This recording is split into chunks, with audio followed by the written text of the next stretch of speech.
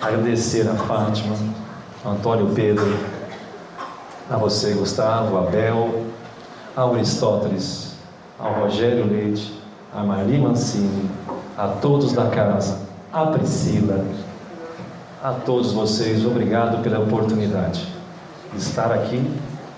E por que escolher Maria de Magdala, que amanhã é aniversário do nosso Chico, o aniversário já começa hoje? Por quê? Porque as histórias destas mulheres me tocam muito, confessa ele, Edivaldo. Quando eu contei aqui, quando eu tive a oportunidade de falar sobre a história de Flopete, e Chico fala, Edivaldo, essas mulheres me tocam o coração. Então, para isto, quando o Gustavo me convidou para falar dessa palestra, desse tema, com essa palestra não vou falar de Maria de Magdala, a primeira convertida do Evangelho, porque nossa Bíblia é machista.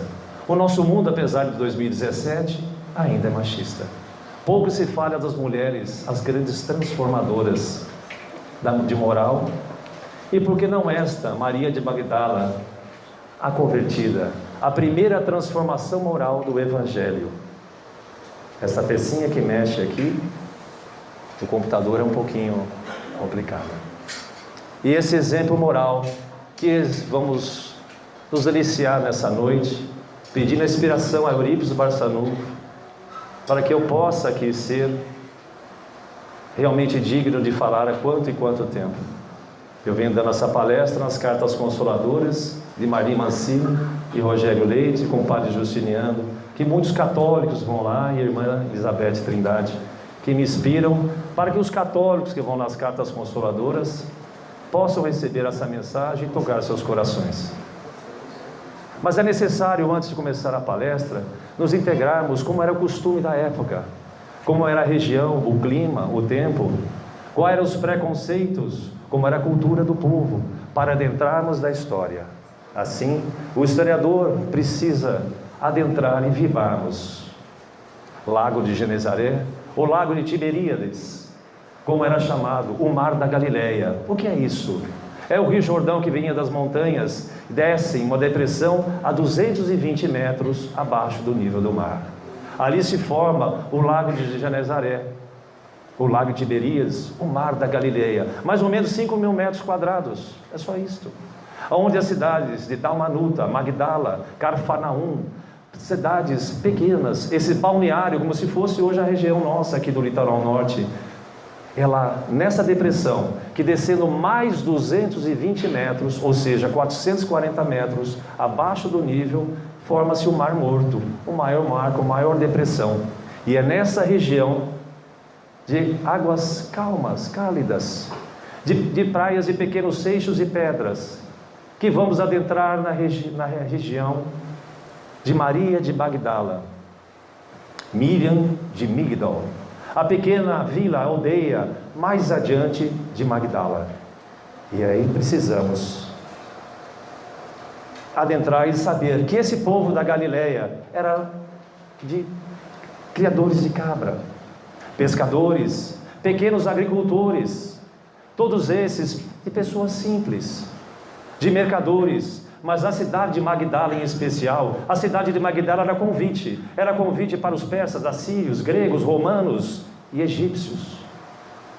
A própria rainha Cleópatra, por 2 vezes, descendente dos Ptolomeus, dos faraós, esteve lá por 2 vezes, se deliciando com essas casas pitorescas, as casas de forma romanas, assírias, essas casas de balneário, pequenos palacetes. Lá os mercadores vinham com alabastros, com perfumes, tecidos, as moedas, denários, sestércios tilintavam nas mesas dos cambistas, nessa cidade, aonde a noite de Magdala, a noite de Magdala convidava a todos, pois era uma região, era a noite de famosos, de pessoas equivocadas que chegavam, madames, que chegavam a certa altura da vida, com seus cabelos já prateados, abriam casas noturnas, pois ali haviam muitos mercadores.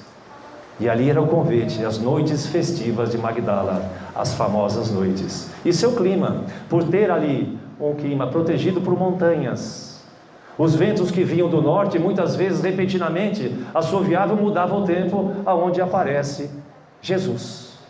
Naquele quadro principal pintado, acalmando os ventos, homens de pouca fé, na barca de Pedro. É justamente nessas águas cristalinas e calmas que Jesus escolhe 11. Porque eram pessoas simples, agricultores, como disse, criadores de cabras. Jesus escolhe 11 lá nessa região, justamente lá. Não acompanha aqui, que eu faço de propósito, porque eu sempre estou ou atrasado ou adiantado, eu faço de propósito. É a minha colinha, não é não. É para vocês prestarem atenção, lerem e entenderem o porquê. É justamente lá que Jesus escolhe pescadores, pessoas simples, mercadores de Jerusalém. De Jerusalém ele tira apenas um, agarrado às quinquilharias da cultura da época, dos judeus, porque ali havia grandes sinédrios de Jerusalém. O grande sinédrio, lá não havia. Os judeus sempre falavam de Jerusalém, da Judeia, o que há de bom da Galileia. O que pode vir de bom da Galileia? Se são pessoas simples, não têm a cultura da religiosidade. E é lá justamente dessas pessoas simples, nesse ambiente de paradoxos, que Jesus tira um, tira dois, escolhe. É lá nesse ambiente que uma mãe entrega Tiago e João, os filhos de Zebedeu, e Jesus adverte: mulher, o meu cálice é amargo. Amargo a nós, presos a paixões, aos vícios temerosos que somos. Para entregar a Jesus é por dever e não por amor ou temor. É lá, nesse ambiente, que certa vez uma moçoila de 11 anos, que junto com seus pais, em Migdol, adentra na época da Páscoa, em Jerusalém, aos portões. Essa moçoila de 11 anos de idade fica deslumbrada com aquele portal, uma cidade grande. Ela fica perdida em êxtase. E de repente numa praça, como era costume da época, ela vê um homem, um historiador, que na época usava um cajado, que era muito típico, um traje, uma túnica branca, que o branco, tecido branco e de linho branco, era realmente para poucos. Ela vê, é chegado o grande dia, o nosso rei solar, o prometido, chegou e ele já está entre nós. Dizem que ele virá aqui em Jerusalém, ele está aqui. E diz mais, e aquela menina de 11 anos, já tenaz, audaciosa, desgruda dos braços dos seus pais aos 11 anos, uma menina para aquela época, no mundo ainda mais machista. Chega ao historiador em plena praça pública, interrompe e diz: Senhor, como ele será? Ele será belo como a madrugada, bravio como o mar açoitado pelos ventos, será nobre como as labaredas de fogos, e ousado como uma espada nua. Sua voz será penetrante e doce como um favo de mel, e o seu olhar balsâmico como um filho de coração de mãe, transmitindo vida a seu filho doente. E Maria, menina ainda, passa a amar sem saber esse tal Jesus, que nem nome tinha, o profeta, o enviado. Aquilo mexe com aquela menina. Eles passam pela Páscoa, que ainda até hoje, pelos judeus comemorado, mais ou menos em abril. A época que ela estava lá, exatamente em abril, a época da Páscoa. E aquela menina volta para Migdol. Mas a história não para. Porque já disse Zenão, o filósofo, o tempo é fixo. Nós, como encarnados, é que passamos por ele. E assim, no plano espiritual, o tempo é fixo. E a menina torna-se uma moçoila. De uma moçoila aos 15 anos já era uma mulher. Mas adentrarmos a história, precisamos saber como ela era. Maria de Magdala já não era mais a menina moçoila, já era uma mulher. Sua beleza era rara, seus cabelos cor de amêndoa, mais claros na ponta. Seus olhos eram 2 tons de céu de anil. Seu nariz bem formado, seu corpo formoso, diferente dos padrões da mulher na época. mesmo com os padrões da época, por mais raro que se achasse uma mulher bela, ninguém se comparava a Maria de Migdal, Miriam de Migdal, ainda não era Maria de Magdala. Sua beleza chamava tão a atenção, ela voltou, 4 anos depois, de novo a Jerusalém, adentrando aos parques, agora como moça, robusta, inteligente, tenaz, seus olhos vivos, mais uma vez, adentra-se aos portões de Jerusalém, separa-se dos pais, separa-se por um instante e sai sozinha, muito audaciosa para a época, uma mulher andar sozinha.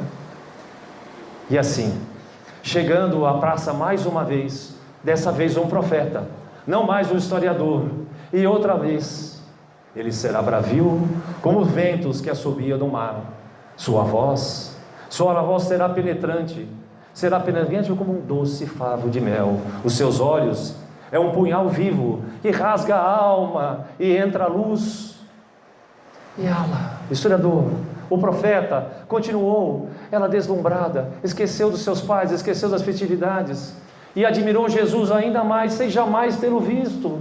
Quem será esse enviado, o prometido? Quem será? Eu não o conheço, mas já o amo. Quem será? Só que nessa tarde, ela conhece um outro judeu, que fala palavras doces e cálidas a seu ouvido. E naquela noite, pelo vinho captoso que ofereciam, o vinho mais alcoolizado, que era diferente da região para a época, oferece, fala de palavras doces. E quando ela vê, ela se entrega aquela noite. Ela era virgem, aquela noite ela se entrega. E quando acorda de madrugada, onde ela está? Ela está no lupanar. Ela foi distorcida as palavras, ela foi traída, ela foi convencida. Esta é a história que eu narro para vocês nesse início, e faço uma pausa aqui, contada por Joana de Ângeles Adivaldo Pereira Franco, que na época era Joana de Cusa, a esposa do tetrarca, que era mandado por Tibério César a vigiar Pilatos, contar detalhes, tornando-se ela cristã. Narra através da mentora espiritual de Divaldo. Contarei a você, Divaldo, porque divulguem quem foi, quem é a verdadeira história de Maria de Magdala. Conte, Divaldo, e extraí alguns detalhes que eu extraí do Boa Nova, o último capítulo, aonde nosso Tiago Prats me deu esse prazer de beber na mesma fonte. E a história segue. Ela é revoltada. Quem não se revoltou aqui na juventude pela desilusão do amor, a revolta de si próprio, o ódio de si próprio, pois ela teria vergonha, muita vergonha de procurar seus próprios pais, porque ela tinha entregue seu corpo para um jovem que ela não conheceu. Quando acordou, estava abandonada numa casa de equivocados. E esse tormentoso momento, vá, não saia daqui, Miriam de Migdal, fique entre nós, tu serás rainha aqui em Jerusalém, dar-te-emos pedras preciosas. E ela, com ódio de si própria, como procurar meus pais? Seus pais procuraram por 2 dias, por 3 dias, e 2 noites, voltaram para Migdal. O que aconteceu com a minha filha? Sequestrada por Assírio e por persas, pois tirarei muita gente na época da Páscoa. O que aconteceu com a minha filha? Desesperado voltam para Migdal, desiludidos. E ela, com vergonha dos seus pais, abandonou seus pais e permaneceu. Até que um príncipe, talvez, a história não narra, convidou: dar-te-emos um palacete, tu és bela, tu serás a mulher mais importante de Magdala. E aí a história começa. A rainha de Magdala ganhou um palacete. Entra assim na cidade de Magdala a mulher mais bonita, a mulher mais tenaz, que daria felicidades aos príncipes persas, aos grandes guerreiros da Síria, que pagavam fortunas, joias, obras de artes, perfumes alabastros, para passar uma noite com a rainha de Magdala, que tinha um palacete, seus servos, seus escravos. Ela tinha tudo, menos a paz. Maria de Magdala tinha um palacete com o seu mordomo, o seu barqueiro, os seus escravos e servos, mas ela tinha momentos de possessão. Ela era considerada uma possessa, se dizermos hoje uma bipolar. Tinha momentos em que transitava entre alegria e ficava com ódio, castigava os seus servos. Os servos e os escravos e o mordomo temiam, porque a mandava e entrava numa depressão profunda, trancava-se no quarto, acendiam-se mirras, incensos. Aqui, hoje, não atendo ninguém. E certo dia a possessa, internada dentro de si próprio, nesses momentos de ascendência, fechou as cortinas pesadas do seu quarto, pediu que acendessem mirra e incensos. Hoje, a madame não atende ninguém. E o mordomo preocupado: mas o príncipe da Síria, pagarás uma fortuna por ela, por uma noite, ele está aqui, está em Magdala. Hoje não atendo ninguém. E de repente, já no entrar da madrugada, escuta um mendigo batendo na porta de carvalho velho do grande palacete. Eu preciso entrar, eu quero ver a madame. Desce correndo o mordomo, com medo que fosse algum enviado desse príncipe. Fala: meu Deus, o que acontecerá hoje? Abrindo a portinhola pequena, ele olha, um mendigo maltrapilho. Que queres, homem? Eu quero ver a madame.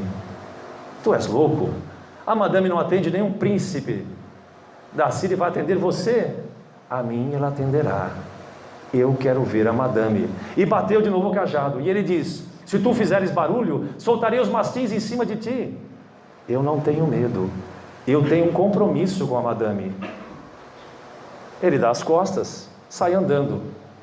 E como essas pessoas enviadas pela luz, muitas vezes são as pessoas mais pobres, que nos despertam a alma e são as mais ricas por dentro. Ele deu as costas, ele abriu, forçou, e a porta abriu.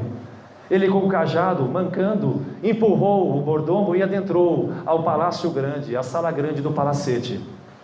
Chegando lá, o mordomo e as servas ficaram atônicos, e ele começa a gritar: quero ver a madame, eu exijo ver a madame, tenho com ela um grande compromisso.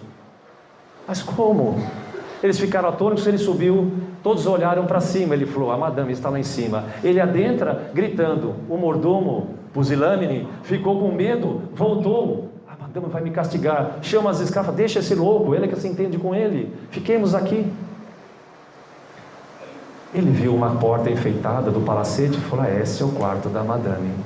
Ele empurrou a porta, ela quase seminua, com os olhos projetados, totalmente possessa, o quarto escuro. Ele abre as cortinas da noite do luar cheio, da lua cheia, balança a madame e cobre. Como todo ser que ama o seu semelhante, ela quase desnuda por respeito. Madame, madame. E ela, voltando à consciência objetiva, de um transe profundo, psicótico, já na esquizofrenia, quase da loucura, da fascinação: que queres de mim? Quem tu és? Madame. Tu não me reconheces, madame? Sou eu voltei. Quem és tu, homem? Tu não recordas de mim, madame? Quando eu estava em Jerusalém, tu passasses uma liteira, como o senador Próculo. Eu roguei a ti, todo leproso, madame. Joga para mim uma moeda, senhora. Joga para mim, senhora, pelo amor de Deus. Eu verei o profeta. Dizem que ele cura as chagas. Dizem que ele cura a lepra, senhora. Tenha piedade. Tu jogaste uma moeda de denário e disseste: eu já ouvi falar desse tal de Jesus. Vá, homem, ide, vê se é verdade que ele cura a lepra. Voltai e dizei a mim. E eu estou aqui, madame, eu estou aqui para cumprir a minha palavra de gratidão. Hipócrita, teu profeta, são como todos de Jerusalém. Eu já vi mulheres serem lapidadas. Ele fala de perdão, mas não perdoa quem se equivocou. É um hipócrita como os outros. Não, senhora. E assim ele rasgou a camisa e mostrou: vê-me, senhora, as exulcerações. Ele curou-me a chaga, senhora. Eu não acredito, senhora. Ele está aqui, aproveita, senhora. Dizem que ele está aqui na praia de Cafarnaum, do outro lado, senhora. Ele não dorme mais de 2 dias na mesma casa. Eu não creio. Senhora, veja, a senhora me viu leproso. A mim, senhora, a mim ele curou a lepra que está por fora. a tua está por dentro. E de repente, ela sente um arrepio. A sua cabeça gira. Vem uma sensação de bem-estar, como esse ímpeto que nós sentimos muitas vezes em nossas vidas. Aquele bem-estar, aquela euforia. Ela manda: serviçal, mordomo, prepara minha roupa, chama o barqueiro. O mendigo fica surpreso, também não entende e fala: preparai a barca. Para aquela época, uma mulher ter um barqueiro próprio eram para poucos, muito poucos. Preparou a barca, desceu ela e o mendigo. Entrando na barca, naquela praia de Pequenos Seixos, em Magdala, em 1/4 de horas, em mais ou menos 2/4 de horas, estariam na praia de Cafarnaum. E naquele renar silencioso, naquela noite de lua cheia prateada, com os embora estelar, com as onomatopeias da noite, os barulhos da natureza, ela vai voltando naquele bem-estar.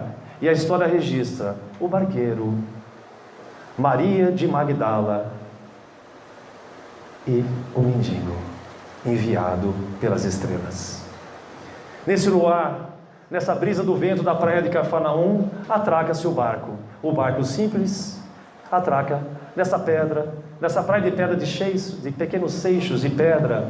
Ela adentra, bem vestida, adornada, e o mendigo: vê madame, é aquela pequena casa branca feita às colunas de pedra, que está o nosso mestre Jesus. Maria fica atônita: vá, senhora, tenha coragem. Ele não dorme mais de 2 dias, como disse, é a tua oportunidade, senhora. Mas já é de madrugada. Vá, senhora, vá. Ela foi meia trêmula, insegura. Aquela porta de carvalho velho, mal feita, rangendo ao abrir. E Maria de Magdala vê a maior cena, a cena que mais impregnou seus olhos em todas as suas existências. Um homem sentado num canto numa mesa, atrás uma pequena janela retangular, que justamente o banho do luar clareava seu rosto. E ela viu, conforme descrito por Joséfo, conforme descrito por Emmanuel, que na época descreveu as faces de Jesus: o cabelo partido ao meio, aqueles olhos penetrantes, aqueles lábios perfeitos na sintonia com seu nariz, e os cabelos louros amendoados na ponta, misturados com a mesma cor daquela barba mal feita, da mesma cor que alinhava com seu cabelo. Olhou para Jesus, quis se ajoelhar, suas pernas tremendo, e ele disse: que queres de mim, Maria? Senhor, tu me conheces? Ergo bonus pastor sum. Eu sou o bom pastor, Maria, e eu conheço a cada um das minhas ovelhas. Ó Senhor, se tu me conheces, tu sabes quem eu sou. Sim, eu te conheço, Maria. Ó Senhor, entreguei-te minha vida agora, dar-te-ei minha vida agora. Não agora, Maria, não agora. Muito além deste momento, eu te buscarei e te pedirei a vida. Ó Senhor, deixa eu entregar a minha vida agora. Se tu queres entregar a tua vida a mim, ame as teus filhos. Desgraçada de mim. Tive o ventre varado 1000 vezes e não tive a honra de ser mãe. Não, Maria. Quando eu digo que ame os meus filhos e os teus filhos, não são as rosas que saem da carne. Quando eu digo que tu ames, ame os filhos que não têm mães, as mães que não têm filhos, as crianças abandonadas dos caminhos, os feridos, os leprosos. Ame, Maria. Ó Senhor, nunca um homem pediu nada e pediu tanto. Todos vêm em busca do prazer, em busca das delícias que eu posso oferecer. E tu não, tu me pedes que eu ame ao próximo. E como todo sábio, com poucas palavras, dizem tudo, porque as frases e homens sábios com uma profundidade. As palavras são na horizontal e poucas, a profundidade é infinita. Ela ficou extasiada, não teve coragem, e ele disse: vá e ser fiel. Encerrada a entrevista. Maria de Magdala não tem coragem de dar as costas, vai saindo da casa daquele homem banhado de luar. não tem coragem de olhar, a não ser o rosto dele, vai de costas até o barco. E como naquela imagem que fica gravada em nossas vidas, imagine ver Jesus, só ver ele murmurar com os lábios: vá e ser fiel. Ela dentro do barco extasiada. A partir desse momento, Maria de Magdala já é a convertida. Maria de Magdala já não é a mesma, extasiada de amor, extasiada de prazer, de plenitude, que somente aquele que entrega o coração a Jesus, somente aquele que entrega a sua vida nos verdadeiros valores da vida imortal. Ela extasiada à frente do barco, chega translocada de volta à praia de Magdala. Já não é a mesma, já não é a mesma. Entra dentro da casa, chama todos os servos e escravos e começa a jogar suas roupas para fora, atira as joias, ela atira os alabraços, pega os perfumes. E lógico, a vizinhança, os servos, faltava pouco para você se transformar numa louca. Atira tudo, pegue os dinheiros, obra de artes, peguem tudo, eu não quero mais nada, levem tudo, fiquem com a casa. E a vizinhança, assim como nós, ela é louca, faltava pouco, ela merecia, pois a beleza dela incomodava as escravas. Os homens que não tinham dinheiro para possuí-la tinham que maldizer: a louca, faltava pouco para ela ser seduzida por algum outro. E ela: eu não sou mais. Ela tomou apenas 2 objetos, assim diz Joana de Cusas: o pequeno alabastro que a sua mãe tinha dado, e à noite que ela usou o perfume para se entregar às delícias do prazer, e o vestido azul, aquela que se adentrou em Jerusalém, que tamanho sua mãe me deu. Somente esses 2 objetos.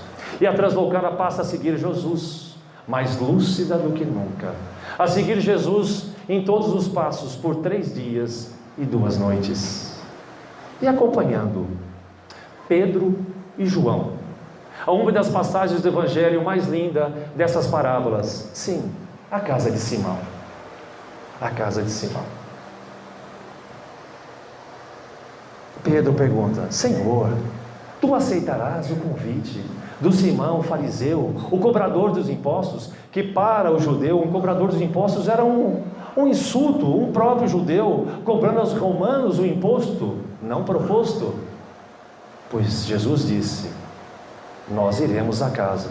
O que seria Simão, o fariseu? Simão, o fariseu, se fosse no dia de hoje, seria o cobrador de impostos, o VIP, pois ele recebia príncipes, guerreiros. Grandes guerreiros recebiam na sua casa festivamente com seus amigos de alta classe ociosos. Ele fazia questão de receber com um banquete, e Jesus era notícia. Quem será Jesus? Simão perguntava. Se Jesus era notícia, Simão, o fariseu, receberia. Mas Pedro e João, que nessa idade teria mais ou menos 16 aninhos nessa época, adentram nessa mansão, esse palacete. Primeiro adentra-se Jesus. Ele estende a mão, sorrindo, aquele cínico, aquele dissimulado, como não todos, mas que pertence à alta classe da sociedade, mas a sua vida interna mental é totalmente destituída de valores morais. Bem-vindo, Jesus. Jesus adentra-se à casa de Simão, declina-se de uma cadeira que da época era rebaixada, mais ou menos como se fosse um pequeno sofá. Imediatamente começa a tocar flautas, cítaras, que já eram um luxo para a época nessa festividade. Declinam-se sobre ele peixes ressecados, pequenas frutas ressecadas. Jesus olha tudo com serenidade, sem nenhum interesse. Pega de alguns peixes ressecados. João, deslumbrado por tanta riqueza, aqueles amigos ociosos, todos olhando para Jesus. E Simão mentalmente perguntando: amá-lo ou odiá-lo? Quem será esse profeta que tanto falam, que cura feridas, que faz de novo devolver visão aos cegos, que anda com pessoas equivocadas? Quem será esse homem que dizem que é da paz? Cadê o guerreiro belicoso enviado pelos judeus por nós? Quem será? Jesus olhava tudo serenamente, o nosso rei solar, sem desprezo e sem qualquer interesse por nada. E de repente uma mulher translocada começa a gritar no portão, empurra o segurança, se fosse hoje assim do VIP, empurrando, e entra tenaz, segurando os vestidos, com seu cabelo desgrenhado, olha a todos, mirando um a um, e quando encontra Jesus, seu coração enternece, joga seus joelhos de Jesus e começa a chorar, mas chorar tanto abundantemente, com vergonha de si próprio, com seus cabelos, com os pés empoeirados de Jesus, começa a lavar com as suas próprias lágrimas e enxugar com seus próprios cabelos. Neste instante, Simão, o fariseu, enche de ódio e mira os olhos da equivocada. E como a nossa personagem principal, sempre tenaz, audaciosa, de espírito límpido, olha para Simão e fita dentro dos olhos. Ele não tem coragem, pusilânime, troca imediatamente de fisionomia psicológica. Por quê? Porque Simão era seu cliente e não tem coragem de enfrentá-lo. E Jesus serenamente abranda os cabelos de Maria. Nessa atitude psicológica, ele inverte, olha para Jesus, pusilânime, tu não és profeta. Se tu fosses profeta, sabia que ela imacula a minha casa. Ó Simão.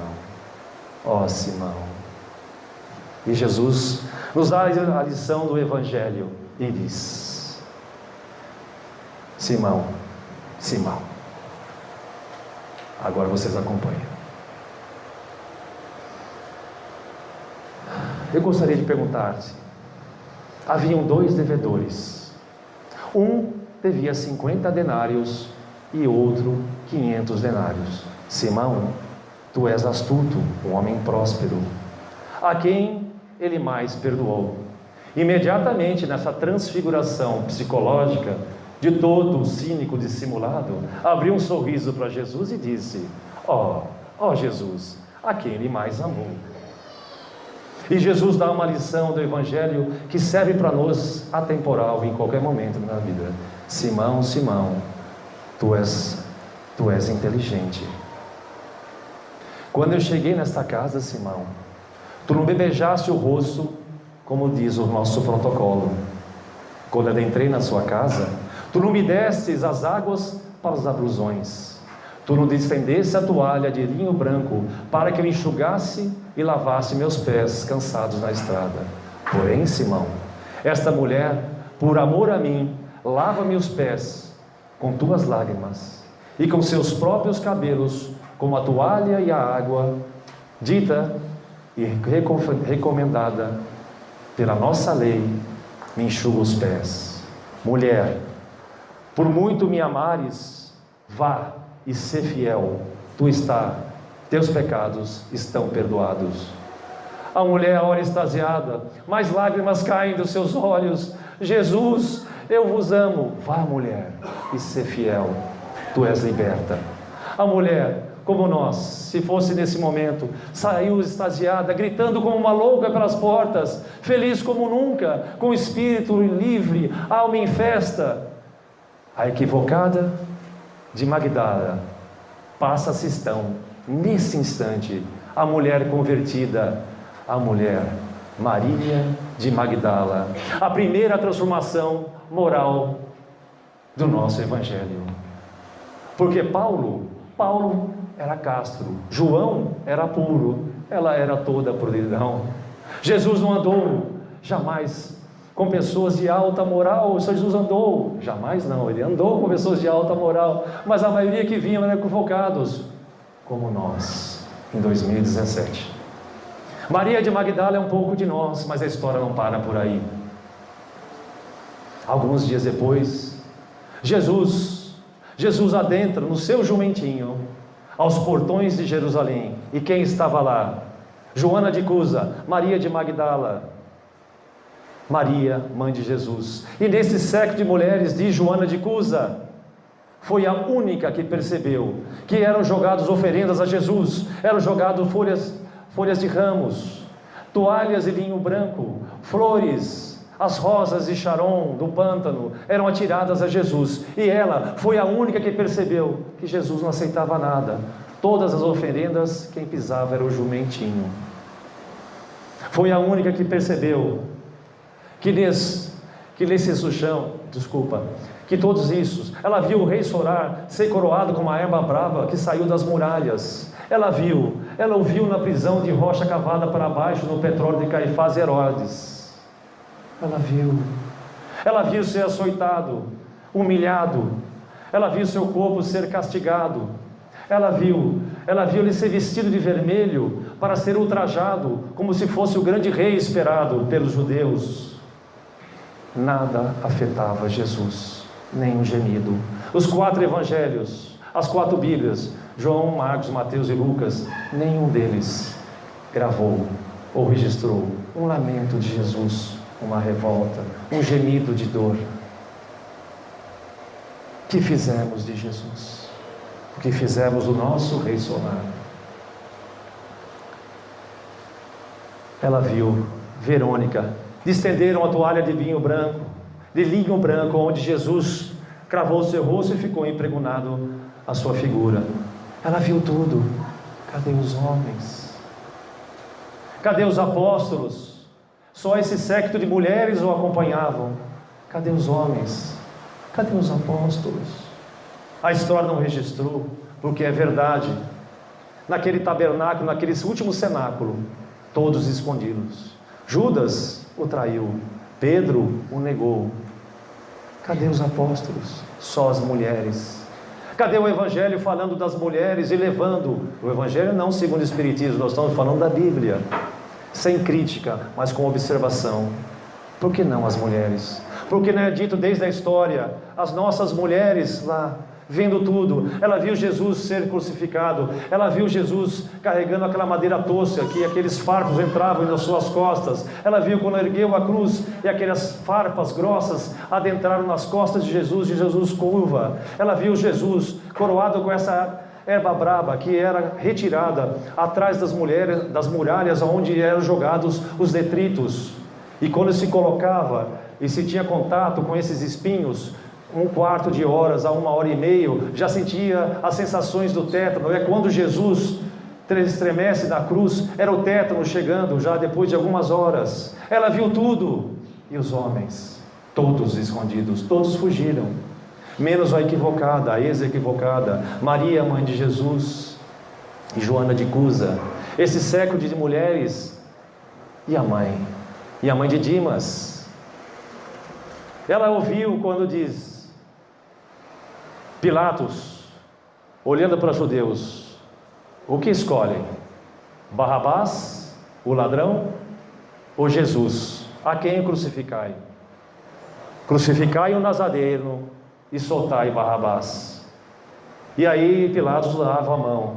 Simbolicamente, a primeira transformação, a primeiro transtorno obsessivo compulsivo, que se registra o toque pela primeira vez na história, onde ele segue e consegue e não consegue, sempre as suas mãos ensanguentadas, a partir desse momento, dessa decisão lastimável, mas tudo seguindo o seu curso, conforme o nosso Rei Solar determinou.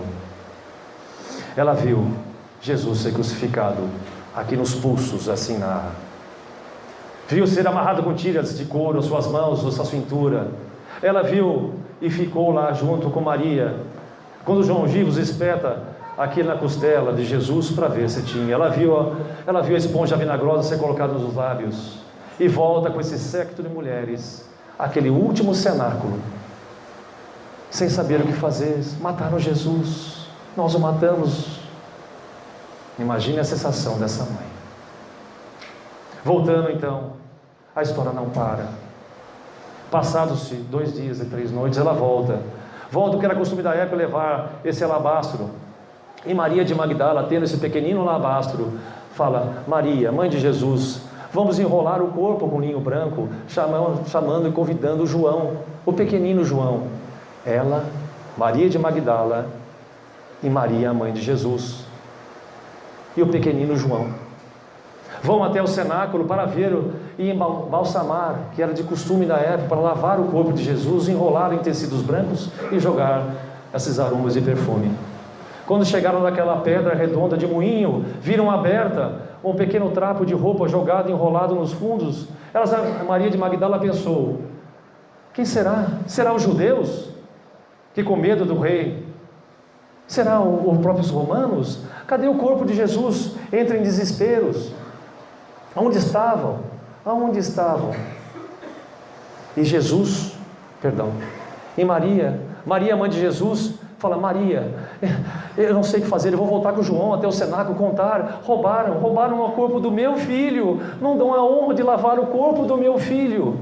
E volta ao cenáculo, mais ou menos 500 metros do túmulo, que foi dado pelo pai da família de Joséfo. Foi dado por eles para que ele pudesse, José de Arimateia, que era o túmulo, foi dado por eles para enterrarem Jesus. Maria ficou estática de Magdala, não sabia o que fazer.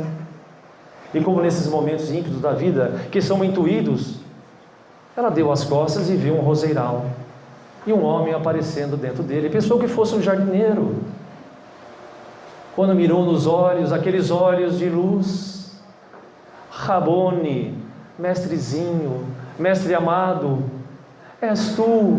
E foi correndo para abraçá-lo. E é quando Jesus diz: não me toques. E para nós, abençoados da doutrina, o que significa isso? Por ele tinha ido às ondas umbralinas, àquele momento, a resgatar Judas de Iscariotes,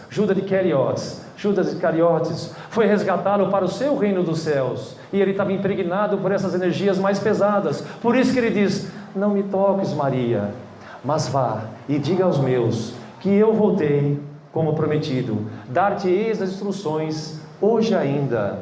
Vá, Maria, e diga. E saiu como uma névoa, desapareceu perante os olhos dela, justamente a ela. Ela, desesperada, voltou ao cenáculo, correu 500 metros como uma louca, gritando: eu vi Jesus, eu vi Jesus. Entrou no pequeno cenáculo, todos estavam lá, menos Judas, todos pusilânimes como nós, que não entregamos a nossa vida a Jesus. E ela: eu, sem fôlego, eu vi, e não consigo. Calma, Maria, calma, disse Maria, mãe de Jesus. Fale, filha, eu vi Jesus. E escuta uma voz do Senhor: logo a ti? Sim, logo a mim, eu vi Jesus. Ele disse que voltará hoje ainda, e aparecerá, e dirá as instruções, conforme ele prometeu. Mais uma vez, aquela voz do filho: logo a ti, Maria. Maria, já transformada, não sei porquê, começou a chorar convulsivamente. Mas a mim ele apareceu, eu juro, a mim ele apareceu. Nós não acreditamos em ti. E é nesse momento que Maria, mãe de Jesus, diz: filha, o meu coração de mãe diz que a você ele apareceu. Quem é essa voz do fundo? Pois naquela mesma tarde, há dois, descendo da pequenina cidade de Emaús, ele também apareceu. Naquela noite ele aparece, ressurrecto e vivo, e dá as instruções, que eles deveriam voltar a Galileia, e diz, naquela noite: vem, Tomé, vem, toca-me. Era essa a voz do fundo, era essa a voz: logo a ti, Maria, sim, toca-me. Tomé, se tu me tocas e agora me crê, imagina aqueles meus filhos que muito creu e nada viu. Mais uma lição de Jesus que ecoa atemporal a nossos corações, os corações da alma com os ouvidos, e que nos convida mais uma vez. Mas a história não para. Precisamos avançar com Jesus e com Maria de Magdala convertida. Naquela mesma tarde, no dia seguinte, todos voltam a Galileia segundo as recomendações de Jesus, onde Jesus aparece na praia de Canaã e recomenda: de Carfanaum, vá, 2 a 2. E 2 a 2 os apóstolos vão indo. Maria e João ficam o pequenino João, a quem Deus muito ama e amou, ficam em Jerusalém. Maria Maria se vê sozinha de repente, naquela pequenina praia, de pequeninos seixos. Se vê sozinha com Pedro. Pedro, leve-me, por favor. Eu não tenho mais nada. Tu irás recomendar,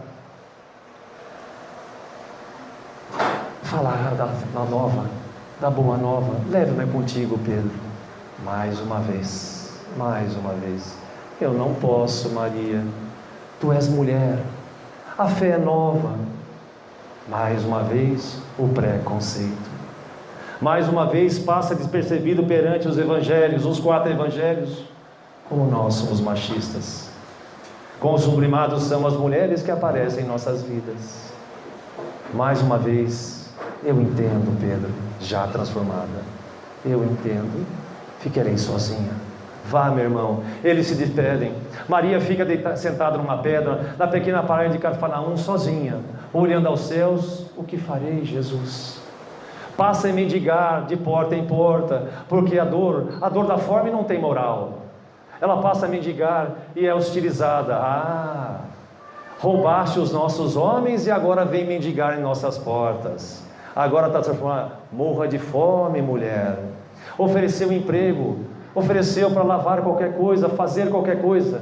Ninguém lhe dava nada, porque nós falamos do perdão, mas não estendemos a mão a quem se equivocou. Nós falamos que perdoamos, mas não ficamos ao lado daquele que se equivocou. Maria passou fome 2 noites, 2 dias. No fim daquela noite, onde o estômago estava doendo, ela delirando, e nessa madrugada, ela entra pela primeira vez em prece profunda, pedindo a Jesus que guiasse.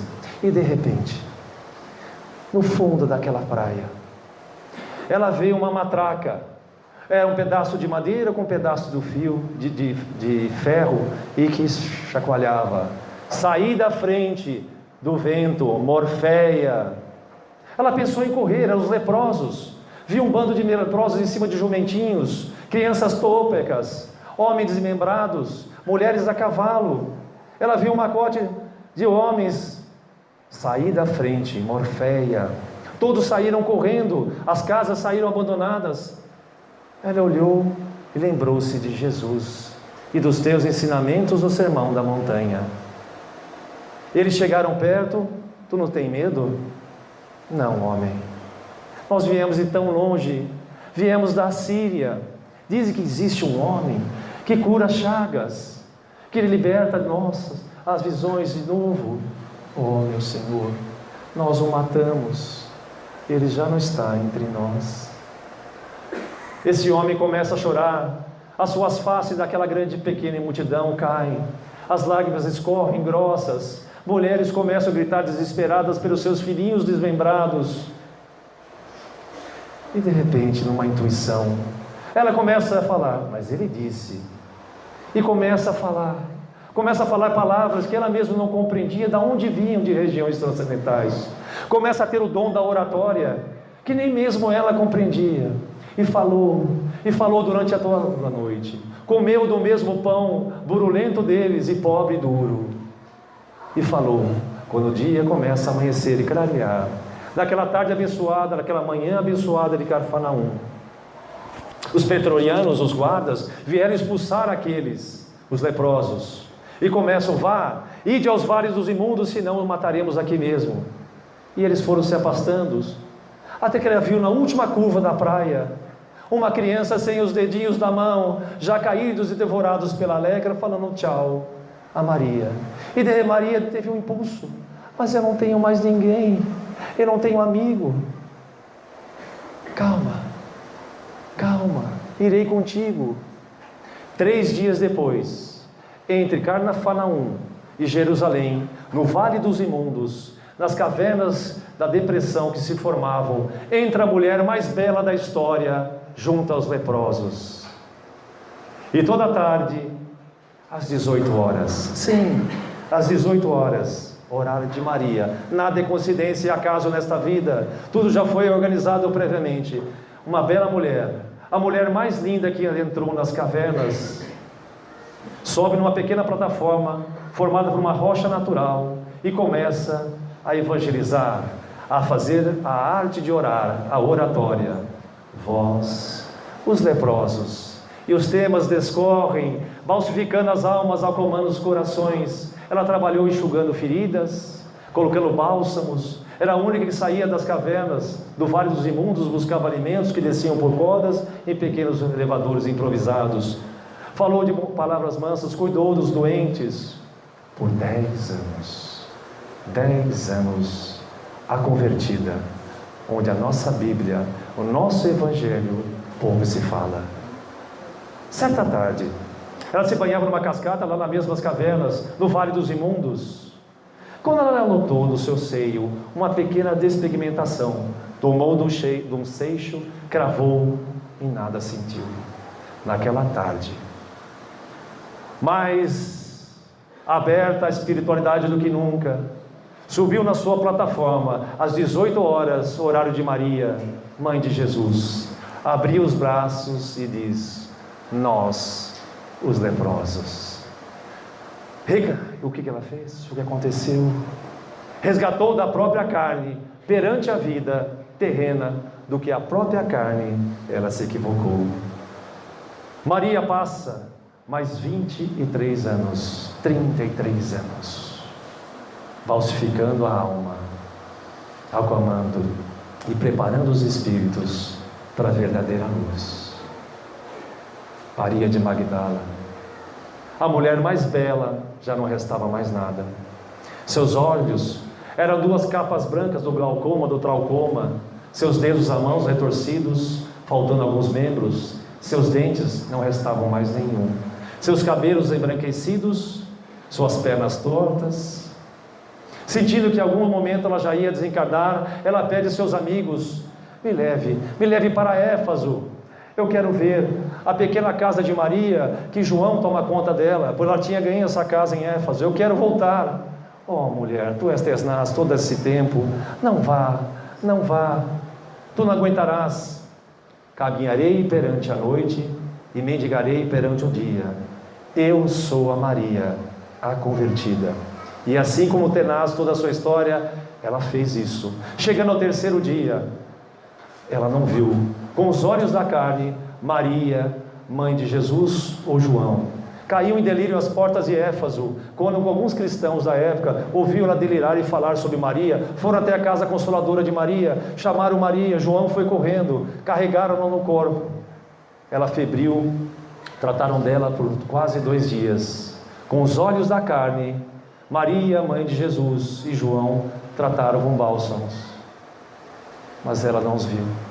Nesse instante, a febre em delírio, ela sentiu um tremor, sentiu seu corpo flutuar, viu Maria, quis abraçá-la, mas ela foi levada no mesmo instante, com a força do nosso pensamento. Naquele instante ela viu, voltando à praia de Cafarnaum, se viu vestido com o mesmo vestido que sua mãe lhe dera, o único objeto de valor que ela tinha pego, de matéria física e não perfume.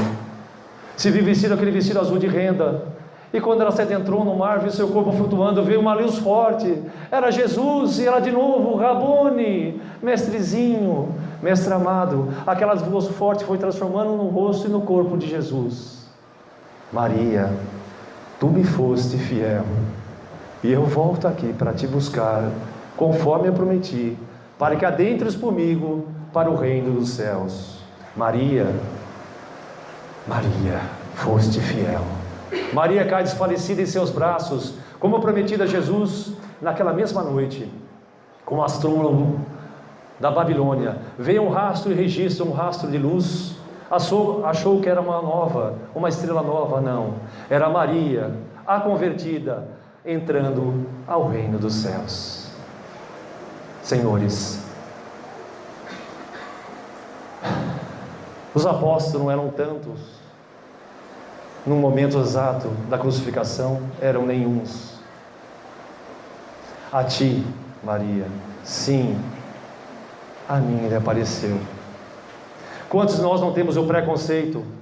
Maria de Magdala, somos todos nós um pouco. Uns pela sexolatria. O que acontece hoje conosco, que nós envelhecemos, nós ficamos loucos com o sexo, com os convites o que tem no YouTube, ou o que for, qualquer mensagem. O que acontece com o egocentrismo numa época dessa? O egocentrismo, o ego, o que acontece conosco? Nós lemos o Evangelho, nós estudamos, nós, espíritos ou não, nada nos toca. Nos acostamos com a violência, assistimos jornais, temos interesse, porque o bem calça sandálias de veludo e trabalha na penumbra. O mal desce perante os holofotes da propaganda e aparece. Temos tempo para assistir o Marcelo, corta para mim, se assim vamos trabalhar com risoterapia. Mas não temos tempo de estender um momento de palavra ao irmão caído necessitado. Nesta casa consoladora, sim, nesta casa consoladora também tive a oportunidade, na terça-feira retrasada, não essa, de adentrar aqui um mendigo, um morador de rua que foi enviado para os braços de algum trabalhador da casa. E eu tive a oportunidade de pedir ao Tiago: eu não vou entrar no estudo sem aparecer aqui, não é isso. Deixa eu falar com essa pessoa que tem câncer, esse morador de rua. Comecei a conversar com ele, os seus dramas, as anátemas. Não, meu irmão, eu também tenho lepra. 2 lágrimas escorreram do meu rosto. Um ímpeto, lembrando eu abracei, beijei seu rosto, eu falei: por que eu não fiz isso há 2017 anos atrás? Porque eu preciso também ser um doente, Senhor Jesus, para dar um abraço. Meu irmão, tudo tem cura. A chaga por fora tem cura. Tratado em por centro de Bezerra de Menezes, por esse juiz, Lucas, que eu não recordo o nome, esse juiz que trabalha em São Paulo, que tem livros já escritos, está cuidando dele. Ele tem um drama que não vem ao caso, mas ele não aceitava o ódio, o rancor de ter a doença. E eu falei: o caminho da cura, porque o câncer não se combate, se dilui com o amor. Uma doença física não é se combater para vencer o câncer não é vencido. O câncer é uma proposta de transformação interior, aqui ou no outro plano. A determinação é de Jesus. Não busque a moratória, busque o perdão a si mesmo, busque o trabalho com amor, porque a consciência desperta funciona aqui ou lá. Mas as palavras não adentravam a ele, a revolta e o ódio. E eu só asseverei: a doença te vencerá, porque ela é mais forte do que nós. Porque os nossos defeitos são muitos e nossas virtudes são poucas. Trabalhe as poucas virtudes. E me senti tão inspirado, eu não estou falando para você, porque eu aprendi aqui com a Honda. Eu aprendi na casa de Rogério Leite e Marli Mancini a falar com quem? Com os católicos, com essa proposta de eles que colocarem.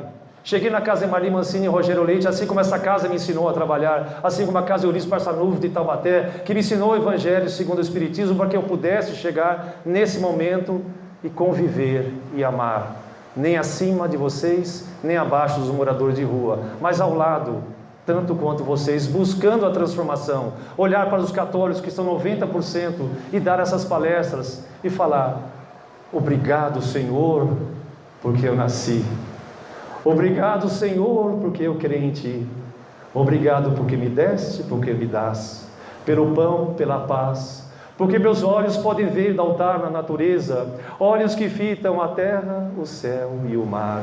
Obrigado porque eu posso ver a ave fagueira que voa ligeira pelo céu navio, salpicada de verdes, de qualidades, de tons em qualidades mil.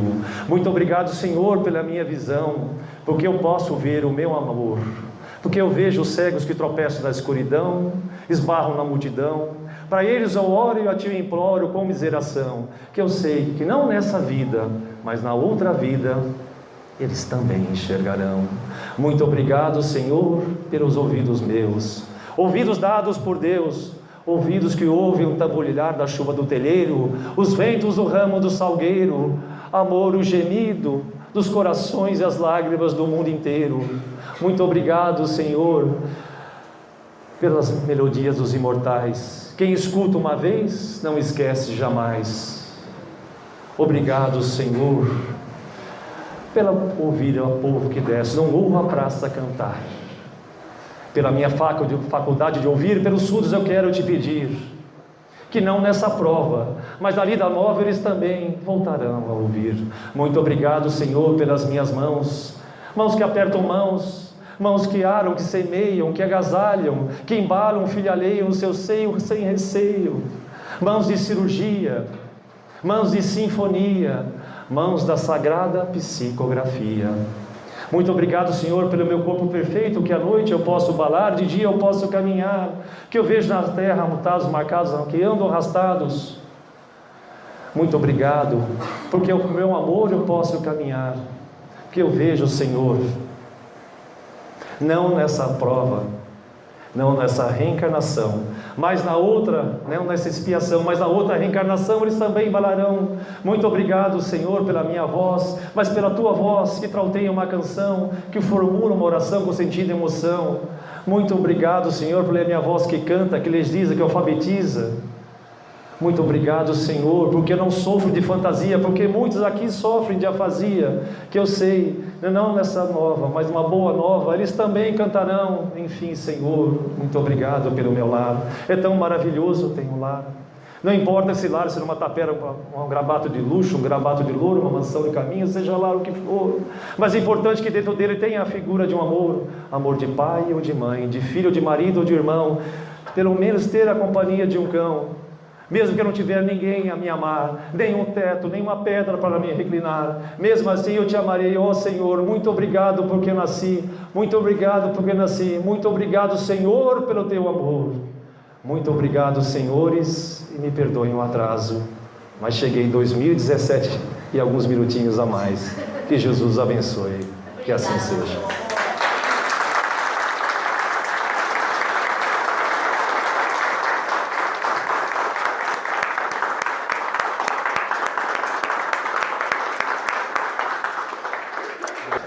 É só agradecer mais uma vez a esta Casa Consoladora, a cada um dos trabalhadores. Cada um. Se eu for numerar aqui, eu já começo pela Fernanda e pelo Fernando que me trouxeram nessa casa.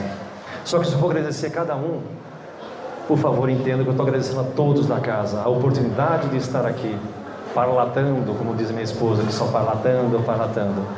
Agradecer a oportunidade de você, Ari, de passar tantas músicas para mim, de abrir o coração e ser um grande amigo, não importa onde, também ser um grande amigo. Ganhei tantos amigos, Rogério Leite e Maria Mancini, que largaram Lorena, hoje não tem trabalho, e que vieram, não conseguiram assistir a sua palestra até hoje na sua casa de Cartas Consoladoras, aonde eu gostaria muito que a Bel e o meu amigo estivessem lá, no momento, para vir enxugar lágrimas da alma, e que eu fui para Portugal, levar os nossos amigos, os nossos trabalhos, os nossos amigos, e chegar até a Federação Espírita Portuguesa, um homem de 2 metros, presidente. Quem é você? Eu não sei, eu sou um trabalhador simples de uma casa.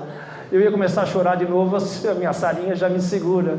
Eu não sou nada, mas eu vim aqui falar do Rogério Leite Mancini, porque nenhum médium aqui trazer cartas consoladoras. Bacelli veio algumas vezes, não me fale de Bacelli. Eu falei, não julgue, calma, todos nós somos trabalhadores. Eu só quero trazer cartas consoladoras. O espírita torna-se espírita pelo conhecimento. Eu falei, não, a dor de uma mãe espírita é a mesma de um ateu, é a mesma de um católico, de um evangelho. Receber uma carta consoladora enxuga lágrimas da alma, dentro ou fora do centro espírita, o que me importa? Porque julguemos se é centro de Umbanda ou centro de espírita, ou apometria. O que importa é o coração de Jesus, o amor. A espiritualidade vai atender em Fátima aos católicos ou aos ateus, e vai atender em qualquer lugar. Onde tiver uma peça sincera, ali está a espiritualidade. Cheguemos no plano espiritual como espíritas verdadeiros, sem preconceito. Porque a convertida era toda equivocada, ela era toda podridão. E a ela lhe apareceu. Nós temos a oportunidade de transformarmos. Senão aqui vou dar outra palestra. Eu quero é cantar musicoterapia. Vamos cantar com Ari. Vamos cantar, Ari.